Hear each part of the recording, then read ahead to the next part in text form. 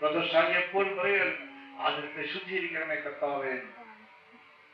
Brother Shaji മരിച്ചു. ലൗകിക മരണം ദോഷകരമാണ്, പക്ഷെ ആത്മീയനാണെങ്കിലും അത് വിശുദ്ധ മരണം ദൈവത്തിന് പ്രീതികരമാണ്. സങ്കീർത്തനം 116:15.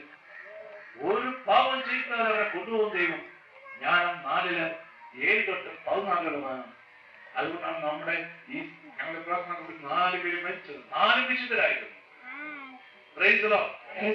അതിനാണ് ഈ പ്രാർത്ഥന ഗ്രൂപ്പ്. അതായത് പണം ഉണ്ടാക്കുന്ന പ്രതാപത്തിന് വേണ്ടിയുള്ളതല്ല. നിങ്ങളും ഈശോയെ ജനിപ്പിക്കാനാണ്. 1 Corinthians 4:15. വചനം കേട്ട് നിങ്ങൾ ഈശോയെ ജനിക്കണം. 2000 കൊല്ലത്തിനുമ്പോ അതേ ഈശോയാണോ ഇപ്പോ? അത് തന്നെ. എബ്രായർ 13:8. പല വ്യത്യാസമുണ്ടോ? അപ്പോസ്തലന്മാർക്ക് വ്യത്യാസമുണ്ടോ? ആത്മാക്കൾക്ക് വ്യത്യാസമുണ്ടോ? സ്വർഗരാജ്യത്തിന് വ്യത്യാസമുണ്ടോ? മാലാഖമാർക്ക് വ്യത്യാസമുണ്ടോ? വിശുദ്ധർക്ക് വ്യത്യാസമുണ്ടോ? എന്തിനാണ് വ്യത്യാസം? ഒന്നിനും വ്യത്യാസമില്ല. പിശാചിന് വ്യത്യാസമുണ്ടോ? അവർക്ക് ഒരിക്കൽ കൂടിയിട്ടുള്ളൂ. അത് ചൗദാനെ പറയുന്നല്ലോ. ഒരിക്കൽ ഒരു പൈശാചിക്ക് പറയാണ്, ഞങ്ങൾക്ക് നാണം വരുന്നു എന്നോട്.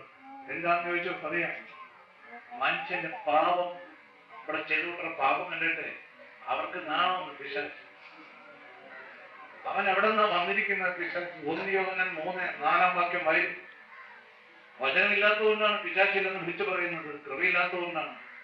ആദ്യകാലത്ത് ഞാൻ മിണ്ടിയില്ലായിരുന്നു. പിന്നെ ദൈവം പറഞ്ഞില്ല, പറയണം, ധൈര്യപൂർവ്വം പറയണം. പാപം ചെയ്യുന്നവൻ നിയമം ലംഘിക്കുന്നു. പാപം നിയമലംഘനമാണ്.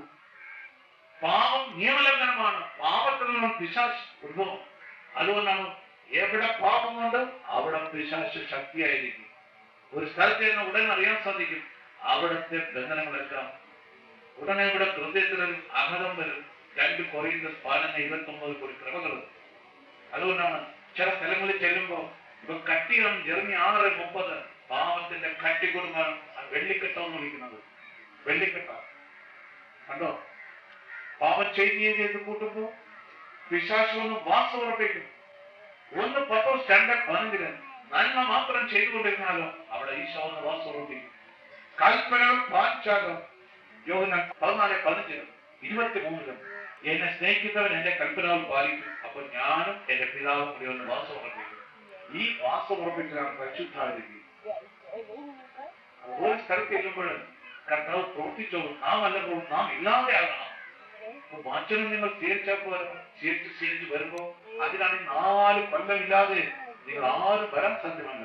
ദാനിയേൽ 12:12 1335 ദിവസം വിശുദ്ധി പാലിക്കണം. ബുദ്ധിയിൽ കണ്ടാലോ. ഇതുകൊണ്ടാണ് അത്തിവൃക്ഷം വെച്ചു. ലൂക്കാ 13:6-9 വരാം. 3 വർഷം വളമിട്ട് എന്നിട്ട് ഒന്നും കണ്ടില്ലെങ്കിൽ അത് വെട്ടി എവിടെ പോയി? ദൈവം 1 കൊല്ലം കൂടി അവധി കൊടുക്കും. ദൈവം അപ്പോഴും നമുക്ക് കൃപ തന്നുകൊണ്ടിരിക്കും.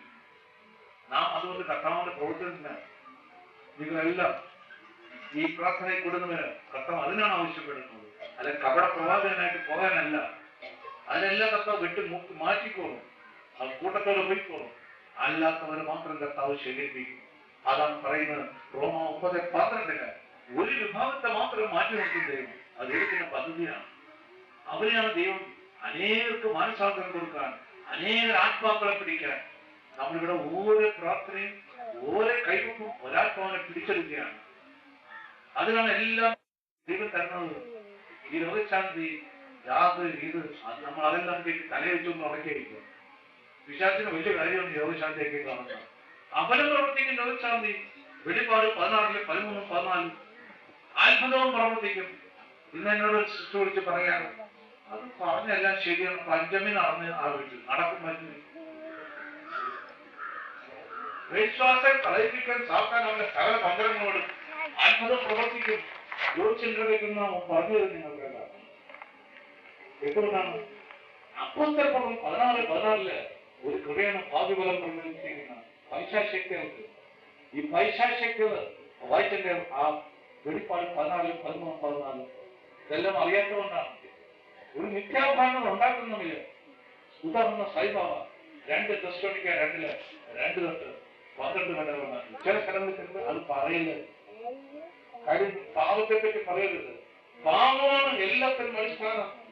പാപമാണ് എല്ലാം സംഭവിക്കുന്നത്. സങ്കീർത്തനം 107:16-20 വായിച്ച് അതിൽ നിന്നാണ് ഇതാണ് നമ്മുടെ പ്രവർത്തനം. 107 സങ്കീർത്തനത്തിൽ 16-20 കേൾക്കുന്നതാണ്. എന്നാൽ അവിടുന്ന് പിച്ചളവാദികൾ തകർക്കുന്നു. പിച്ചളവാദികൾ തകർക്കും. കർത്താവിന്റെ വാചകത്തിന്റെ ശക്തിയാണ്. ഇനി പോടാമ്പലുകളെ ഒടിക്കുന്നു. ഇനി പോടാമ്പലുകൾ ഒടിക്കും. പാപകരമായ മാർഗങ്ങൾ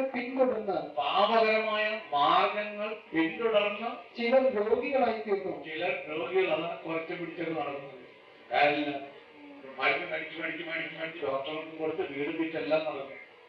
തങ്ങളുടെ അകൃത്യങ്ങളാൽ അവർ ദുരിതത്തിലായി. തങ്ങളുടെ അകൃത്യങ്ങളാൽ എന്തെല്ലാം ചെയ്യാനുണ്ട് അത് മുഴുവൻ ചെയ്തു. കള്ളുഷാപ്പിലും ചെയ്യും, അവിടെയും ചെയ്യും, ഇവിടെയും ചെയ്യും, വെട്ടുകുത്തുണ്ടാക്കും, രാഷ്ട്രീയത്തിൽ നടക്കും, എല്ലാം കഴിഞ്ഞ് സകല ഭാവവും ചെയ്തിട്ടാണ് ഇത് നടക്കുന്നത്.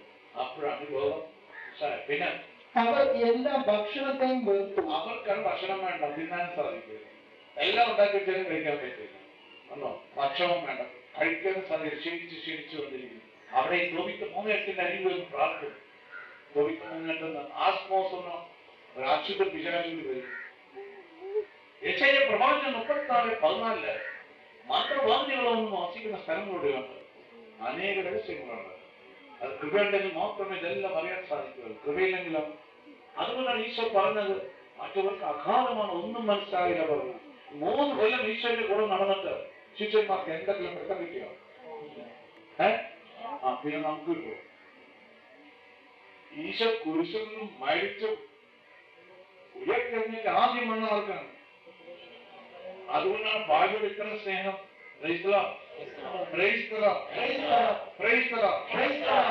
ലൂക്ക 24:11 അതെല്ലാം ഓടി വന്നിട്ട് പറയുകയാണ്, ഞാൻ ഗുരുവിനെ കണ്ടത് ഈശോനെ. അപ്പൊ ശിഷ്യന്മാർ പറയുകയാണ് ഇത് കെട്ടുകഥയാണ്. കണ്ടോ? പിന്നെ തോമസിനെ കുത്തി നോക്കാൻ പോയി. അവിടെ വരെ ഇതെല്ലാം കഴിഞ്ഞപ്പോഴാണ് അവരെല്ലാം വിട്ട് മരിച്ചറിഞ്ഞ് എല്ലാം പോയത് പുറത്തു. അപ്പൊ കുറെ ഇരിക്കണം, കുത്തിയിരിക്കണം, ഇതുപോലെ വചനം കേട്ട് അത് വചനത്തിൽ തന്നെ ജീവിക്കണം, വചനം സ്വീകരിക്കണം. രാത്രി കിടന്നുറങ്ങുമ്പോൾ ഇതിനെപ്പറ്റി ചിന്തിക്കണം. ചിന്തിക്കണം. ആണോ ഒറ്റക്ക് നിർത്തണോ പറയുകയല്ലേ. സങ്കീർത്തനം 16:7 എന്താണ് കേൾക്കുക? എനിക്ക് ഉപദേശം നൽകുന്ന കർത്താവിനെ ഞാൻ വാഴ്ത്തുന്നു. രാത്രിയിലും എന്റെ അന്തരംഗത്തിൽ പ്രബോധനം നിറയുന്നു. രാത്രിയിലും ആലോചിച്ച് നോക്കണം. ഇത് രാത്രി കിടന്നിട്ട് എല്ലാവരും കിടക്കുമ്പോ യോഹന്നാൻ 12:24 നമ്മൾ വെച്ചത് ആലോചിക്കും. ഉറക്കമാണ് അല്ലെങ്കിൽ ഉറക്കം കിടന്നു. ഇപ്പൊ തന്നെ ഉറക്കമാണെങ്കിൽ നല്ല തൂക്കം വലിച്ചു.